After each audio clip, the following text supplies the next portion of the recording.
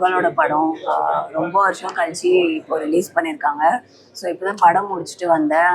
புகழ் வந்து ரொம்ப எமோஷன்ஸாக நல்லா காட்டி டிஃப்ரெண்ட்டான ஒரு புகழை பார்க்க முடியுது.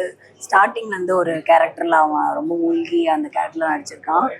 படம் வந்து நல்லா இருக்கு, நல்லா எடுத்திருக்காங்க. ஏன்னா 4 வருஷமா எடுத்து இப்போ தான் ரிலீஸ் பண்ணியிருக்காங்க. புலிலாம் வளர்த்து அனிமல்ஸோட எப்படி ஒரு கனெக்டடான ஒரு படம். அதுக்குன்னு இந்த படம் பார்த்துட்டு யாரும் போய் புலிலாம் வளர்த்துறாதீங்க, இல்லைன்னா போலீஸ் பிடிச்சிட்டு போயிடுவாங்க. ஸோ ஒரு மாதிரி ஃபன்னாக நடுவில் கொஞ்சம் காமிச்சிட்டு ஒரு எமோஷ்னலாக பெட்டோட எப்படிலாம் கனெக்ட் ஆவாங்க அப்படின்னு சொல்லி ஒரு எமோஷ்னலான ஒரு மூவியாக காமிச்சிருக்காங்க. ஸோ அந்த கவர்மெண்ட்டில் என்னென்னலாம் நடக்குது, காட்டில் என்னென்னலாம் நடக்குது, ஸோ இந்த மாதிரிலாம் வந்து அங்கே நடக்கிற விஷயங்கள் கோர்ட்டில் போய் எப்படி முடியுது. ஸோ அந்த மாதிரி ஒரு பசங்களுக்கெலாம் வந்து பிடிக்கும்.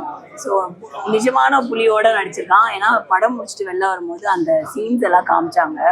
அப்போ தான் பார்க்குற ப்ளூ கலரில் ட்ரெஸ் போட்டுலாம் உள்ளே இருக்காங்க புகழோட.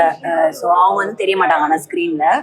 ஸோ அது பார்க்கும்போது தெரிஞ்சுது. ஏன்னா புகழ் வந்து செட்லேயே சொன்னான், நிஜமான புலியோடலாம் நாங்கள் நடித்தோம், உண்மையிலே பக்கத்தில் தான் நின்றுருந்தேன் அப்படின்லாம் சொல்லும்போது நான் நம்பலை. ஸோ இப்போ வந்து பார்க்கும்போது தெரியுது.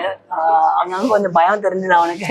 பட் இருந்தாலுமே ரொம்ப நல்லா நடிச்சிருக்கான். ஸோ கண்டிப்பாக வந்து எல்லாருமே புகழோட படத்தை வந்து கண்டிப்பாக ஸ்க்ரீனில் வந்து பாருங்கள், அவங்க எல்லாருக்குமே.